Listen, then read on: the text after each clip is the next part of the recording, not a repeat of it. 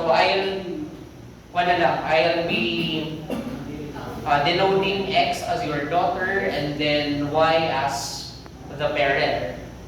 So this is for 1 half-life. If it undergoes another na 1 half-life, ano mangyayari? Okay, further madi-divide siya. So yung mangyayari is, magkakaroon ka ng,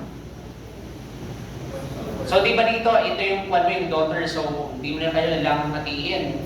So hatiin mo na lang si parent. So maiwan na lang isang parent, then ito, yan. So it will comprise, ano na, 75% na yung daughter. So kapag i-ratio natin siya, ano na? Okay. So in this case, if ang wala natin is parent-daughter ratio, naka 1:3 na tayo. Okay? So if it will further undergo another decay,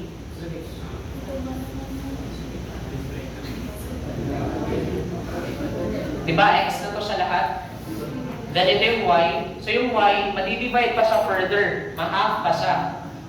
So ito yung Y, and then ito X.